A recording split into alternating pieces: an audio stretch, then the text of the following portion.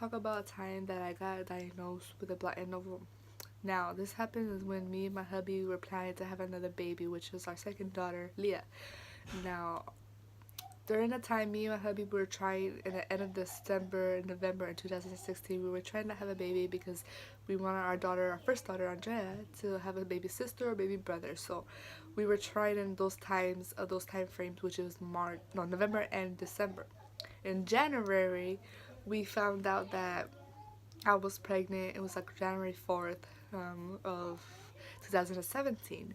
We found out that I was pregnant, and we took a lot of tests. You know, when you're excited, when you knowing that you want a baby, you both are, you know, ready, and you're both wanting to have a baby. You guys overdo it, where you guys take a lot of pregnancy tests, and then you guys like, overwhelmed about it. That's how me and my hubby were.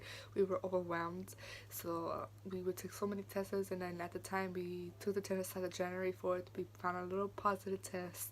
And then I went to this clinic, which was not my OBGYN doctor. It was a clinic that I usually get seen at, to confirm the pregnancy, which it was at the end of January, I think it was, when they confirmed that I was pregnant.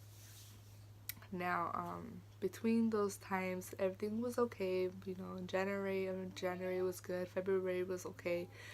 By the end of February, I was started a spot, which was, I thought it was normal. I wasn't sure if it was normal or if it was, not normal, because, sometimes, when the babies get fertilized and they stick, you spot. Some women do spot. So that's what happened with me in beginning of the February, like before, I think it was before or after my birthday.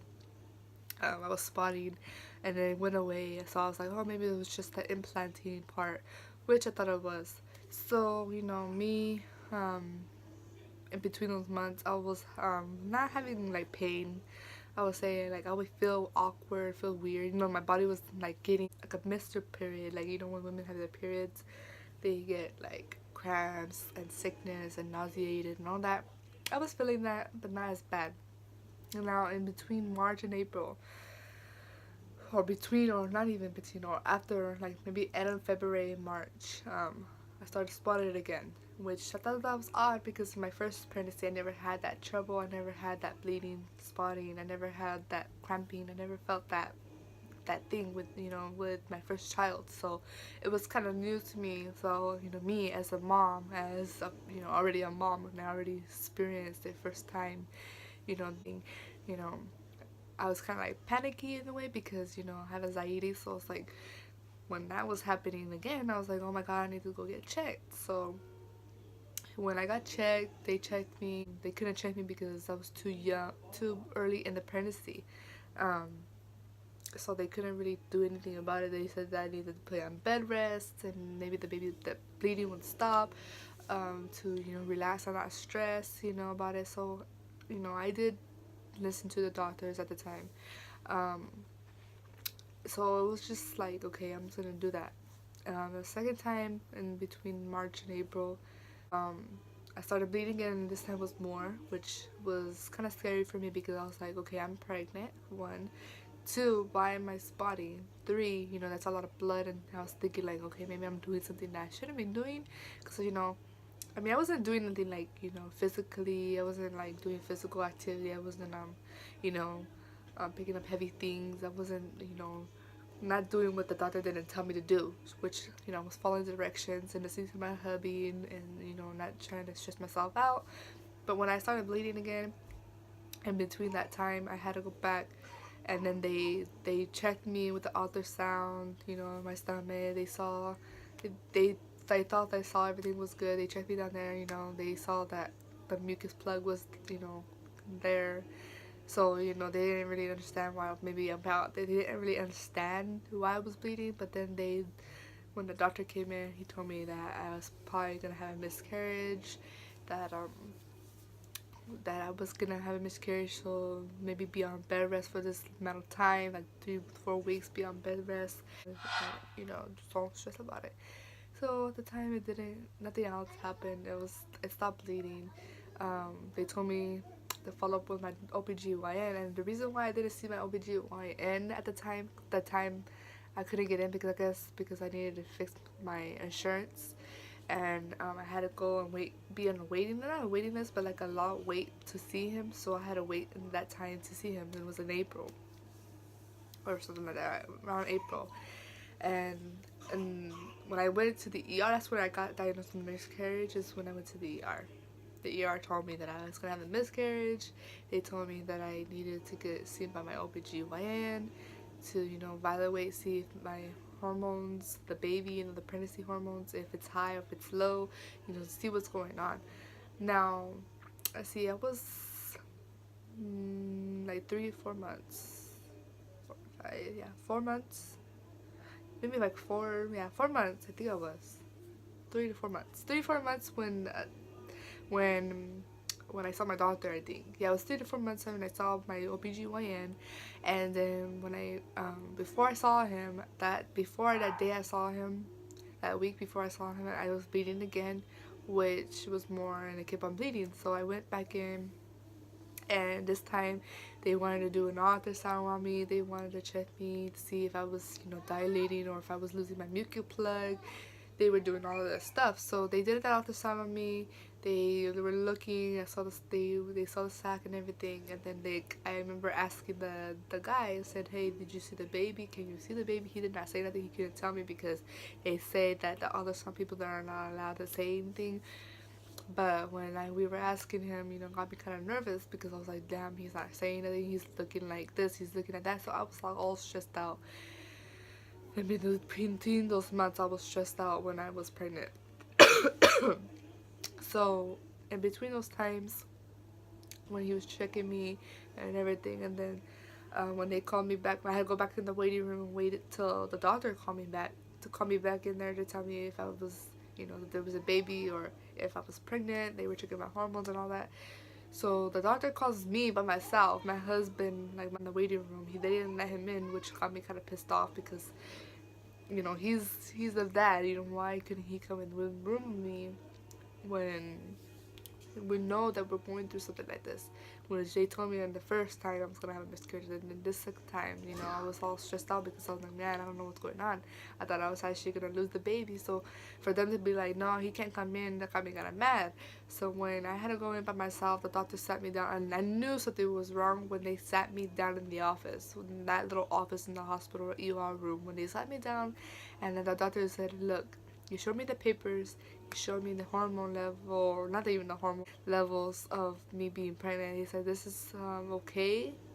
I mean, this shows okay number, but when we looked into the ultrasound, we did not see no baby. We saw a sac, which that is called the Blighted Ovum. Now, the Blighted Ovum means that you're gonna have a miscarriage.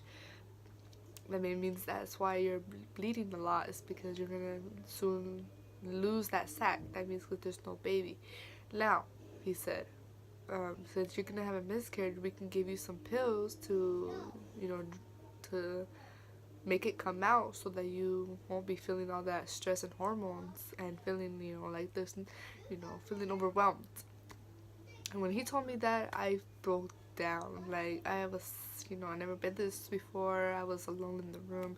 And just knowing that knowing that I was not gonna have the baby, knowing that me and my husband were very excited for this baby, and we were happy when we found out we were pregnant, and knowing that Andrea was gonna have a baby brother or sister, and then get to bad news, it was like, damn, And when he told me that, he's like, we can either order you some pills, I can prescribe you some, or you can wait for your OBGYN and see what he says and what you want to do, if you want to get the surgery done or if you want to get the pill to throw all that out.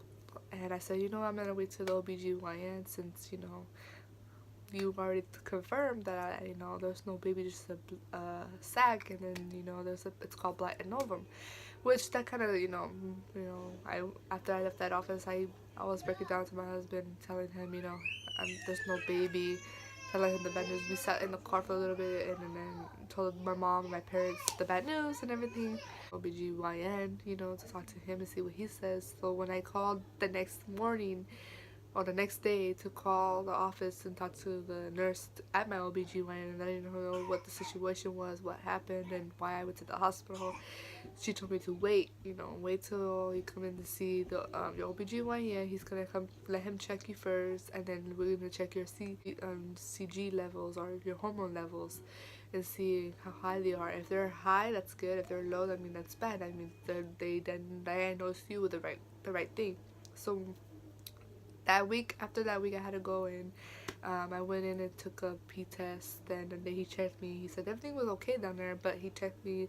I had to wait a day or two to get the call and see if there was high. When she called me and said, "Hey, it shows that your levels are high. That's very good. Now we want to send you to an ultrasound to get checked to see if there's an actual baby in there, and see what's going on, because maybe he didn't check right." So they sent me an appointment to get an ultrasound done, and then I had to get checked. So that and another week or 2 weeks passed. I went to get the ultrasound done. I was so nervous that day. I was like, oh my god, I don't even want to go through this again. I don't want to put my hopes up. I don't want to, leave it in God's hands, because if God's telling me, not right now, then He will let me know. So at the time, I went to the ultrasound. Me and my husband went, and they checked me. They didn't say nothing. They didn't say nothing yet to me when we were looking at the ultrasound when they barely started. And then she's all like, I told her, "Do you see a baby?" And she was looking and looking, and she's like, "Oh wait, here, there's a little like an egg, like a little egg. There's an egg right here." She pointed it out, and then she put baby.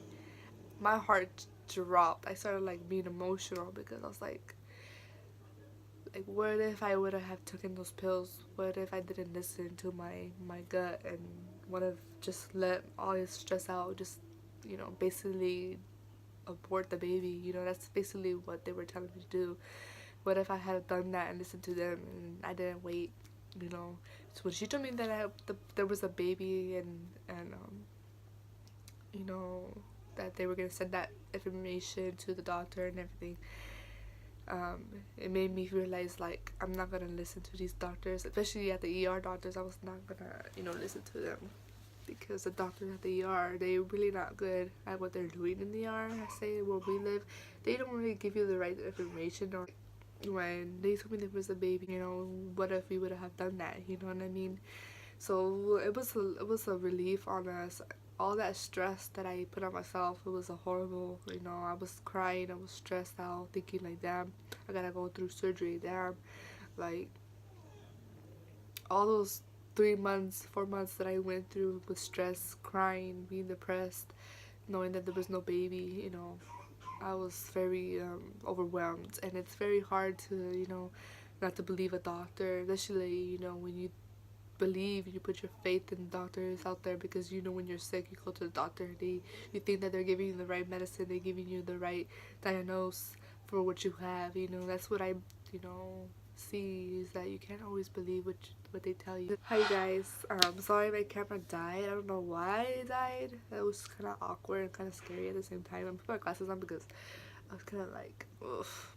But yeah, so what I was saying the last is when, like, I'm saying, like, don't ever believe a doctor. Don't always believe doctors when they tell you something, because what I learned is when a doctor told me that I was diagnosed with the Blighted Ovum.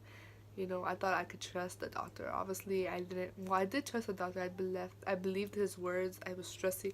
I left stressing. Being sad after that diagnosis. I was, overwhelmed, and I was causing harm to me, and not only to me, to my baby. Which, when I found out that I was actually having a baby, when I was actually the baby that was there, and we can't always believe people. We can't always believe what doctors tell you, especially, we don't know if they're very trained or if they're very good at what they're doing. We can't always believe what they say. If I was not thinking right and I didn't want to wait with all the stress, I could have just aborted my baby, basically aborted my baby. I could have not cared and just did it. But me waiting for my OBGYN and getting a second opinion, that was the greatest thing I ever did in my life. Like, God basically told me, wait, don't just give up there. Don't, you know, do something that you're gonna regret, because if I would have done that, I probably would have never known that I was actually pregnant, or maybe, who knows, you know, I would have not had my baby right now. And the thing is that my nose, sorry, my nose gets itchy. But the thing is that it's like, don't ever believe what doctors tell you. Always get a second opinion if you feel like you need to get a second opinion on something. You need to go out there and get another doctor, because sometimes ERs, especially ERs where I live, they don't do a good job on people. And it's kind of sad, because I could have, you know, did what I did.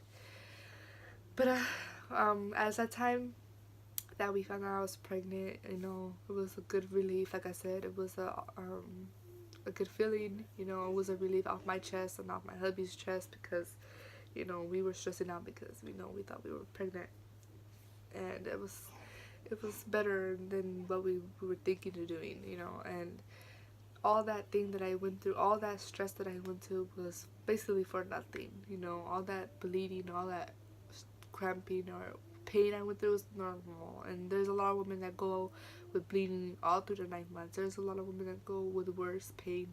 And, you know, this was my second pregnancy. I should have just, you know, not panic as what I did and not went to the ER. Maybe I would not stress myself out. But, you know, me as a mom and as a person that never experienced that, it's like, okay, I need to go get that checked. You know, I needed to go get that checked. So when we went to my doctor at the OBGYN and we saw the ultrasound, he said, hey, look, he wanted to wait when there was a heartbeat. So when we went back was the time where there should have been a heartbeat, and there was a heartbeat. And that was the blessing on blessing. Like, God, you know, blessed me with a baby. He blessed us with another baby. And because my mind was telling me one thing, my heart was telling me another thing. And that's another thing, you know, go with your heart. Never follow your mind, because your mind does tell you things that you don't want to do. Like, my heart was telling me, you know, wait till see my OBGYN, and then my mind was like, you know, get it over with. So, like, I followed my heart. So, you guys, that's what I went through my second pregnancy. And I remember I had a hard second pregnancy. A lot of women go through different things. Like, a lot of women go through different things. I went through a whole almost 6 months dealing with, you know, pain wise, nauseated. I couldn't eat nothing. Like, my second pregnancy with my daughter Leah, I was not able to eat. I was only craving lemon, which that was weird. I craved a lot of sour stuff, which that was weird. Mostly basically lemon, and that was kind of weird. So, you know, my pregnancy with my second child was rough, and a lot of pregnancies, they say, is different. Like, my first daughter, maybe the first 2 months I had it bad, where I was throwing up a lot, or I couldn't take the pill. You know, I was having trouble. But my second was the worst. You know, everybody has their different pregnancies. Like, if there is second opinions out there, you go for it. Don't ever just hold back on one opinion, because if you feel like, oh, that one person's gonna tell you one thing, and then what if you go to the second person, you find out better news? You know, don't ever give up on yourself. But yeah, that's my story about what happened to my second pregnancy. My daughter is 1 now, and she's healthy, and she's good. I love her so much, and I'm thankful that she's here. You know, I'm thankful that she's alive, and I didn't give up that quickly on her. You know, I'm just very blessed and very thankful for her. So if you guys ever get diagnosed with a blighted ovum, please make sure you guys get second opinions on it. Make sure you guys get more than what you know from the first doctor, especially if it's not your OBGYN. If you guys are going to the ER, make sure you wait, because you don't want to just give up on the baby or even yourself. Make sure you know before you do, you know, because I'm glad I did. I'm glad I waited. I'm glad that I didn't give up on myself that quickly. I didn't listen to my mind, what it was telling me to do, even when I was feeling all that stress. But yeah, that's my story when I had a blighted ovum. That's what we. And I'm just very thankful that she's here. You know, all that I went through. You know, she's a blessing, and God's good, and He shows you many things in many ways, and you just gotta pay attention to it. But that's my story. So if you guys are interested in more story time with us, make sure you guys subscribe to our channel. Make sure you guys hit that notification bell to make sure you guys get notified every time we post a new video. And make sure you give this video a thumbs up if you guys like this story. If you guys even give it a thumbs up if it was boring, give us a thumbs up and show some love to our channel and stay rocking with us. And I hope that you guys enjoy this video, and I hope that you guys all have an amazing day and a blessed day. Make sure that you guys continue to stay tuned for the next video. Bye.